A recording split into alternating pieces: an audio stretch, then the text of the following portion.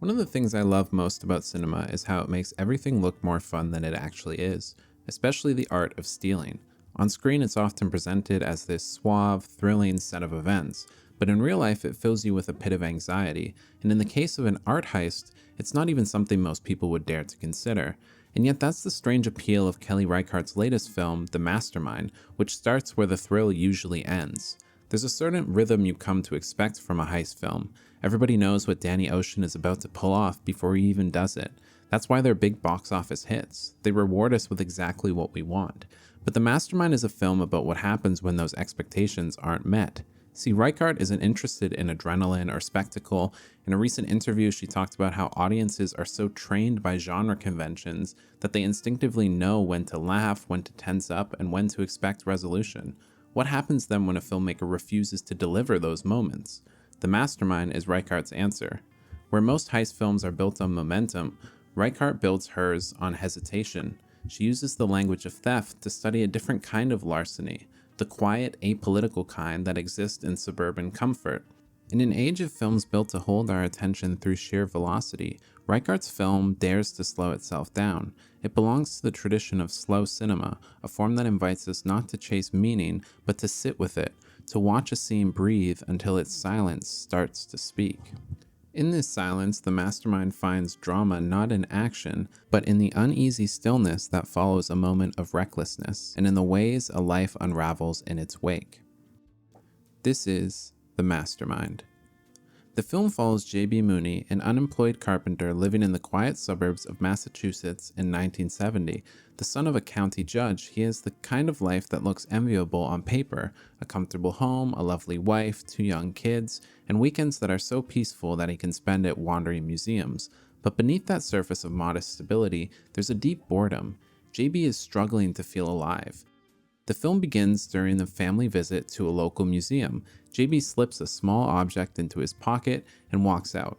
It's a theft so insignificant, it barely qualifies as one, but as the smooth jazz soundtrack plays in the background, Reichardt frames it not triumphantly, but almost mocking the idea that this act of petty rebellion could fill the void gnawing at him. It's the kind of small, impulsive gesture that says everything about his desperation. Like Kendall Roy pocketing batteries in succession only to discard them outside, JB's theft isn't about possession, it's about proving, if only to himself, that he can still do something. JB's criminality is not driven by necessity or ideology, but more so by boredom, the most uncinematic of motives. Reichardt positions him within a particularly American delusion, the idea that comfort equals safety, and that moral consequence only exists for other people. Around the edges of his suburban bubble, the world is coming apart. There's protests, racial unrest, the Vietnam War draft, but these are just background noises bleeding in through car radios and flickering televisions. The Mastermind is not a protest film in any direct sense, but its suburban stillness contains an accusation. The tension isn't between the thieves and the law, it's between comfort and awareness. JB's obliviousness becomes a portrait of a broader cultural problem, where the privilege of tuning out becomes its own kind of moral theft. When JB sets his sights on stealing 4 paintings from the same museum, it doesn't feel like he's stepping up the stakes. It feels like he's simply extending the habit he's already begun. He recruits 2 old drinking buddies, and together they form a makeshift crew. It's kind of a parody of the heist genre lineup. There's no professionals, no mastermind strategists, just 3 men with too much time and too little purpose. The heist itself is almost comically underwhelming, a series of long takes of our protagonists fumbling their way to a score as any sense of tension collapses into laughs. And once the heist ends, the mastermind finally begins. The film slips into the rhythm that defines Kelly Reichardt's work, slow, observant, and quietly critical. The brief moment of adrenaline fades, and in comes a kind of leisurely hangover. Shot on 16mm, the film is stunning to look at. Cinematographer Christopher Blovelt captures this small town in wide, carefully composed shots that feel as if the camera is exploring the locations the same way JB does at the start of the film. The muted colors and gentle film grain give the images a nostalgic, faded quality.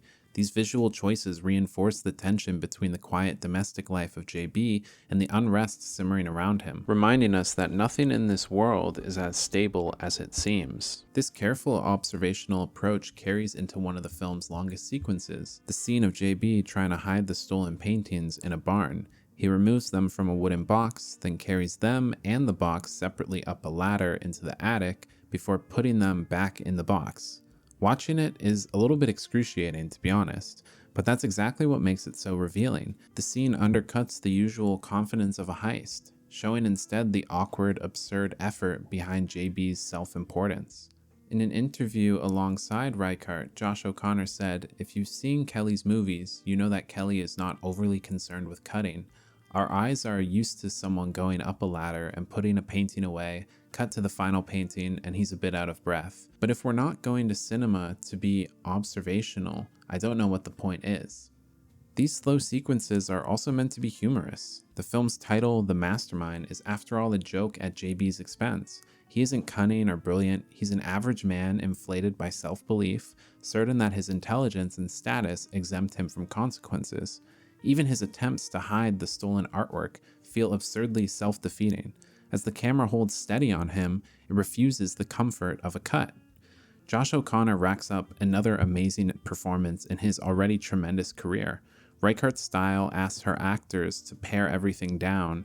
O'Connor meets that challenge by letting meaning flicker across the smallest movements. Through him, we see a man trying to convince himself he's something important, a provider, a rebel, maybe even a visionary, while the camera quietly gathers evidence that he's none of those things. The humor in his performance comes from how recognizably human that delusion feels. The tragedy is, he actually believes it. O'Connor has a gift for playing men like this, charming enough to draw you in, but also careless enough to make you regret it. The Mastermind might not work without him. In a culture obsessed with quick, easily digestible content, the Mastermind's slowness could feel pompous, indulgent, or unnecessary, but it's precisely the opposite. What emerges from this unhurried gaze is a study of failure, not the cinematic kind that ends in tragedy or redemption, but the quiet, everyday failure to confront oneself. When the ending finally comes, it once again carries a note of absurdity. JB, living on the run, is no longer insulated in his suburban bubble. In the final act of the film, he finds himself in Cincinnati, desperate for bus fare to get to a commune in Toronto. In this desperation, he stoops even lower than ever before and decides to steal an old lady's purse. To hide from his actions, he rushes into a crowd of Vietnam War protesters. These once distant protests now exist right beside him, and he tries to use them to escape accountability for his petty crimes. There's some irony here. Now that he's at his lowest, he finally has to face the reality of the outside world, but it also proves to be his downfall.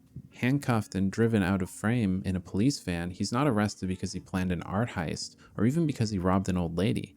If anything, Reichardt's decision to have this be the fate of our so-called mastermind almost suggests that his worst crime was his ambivalence to the world around him.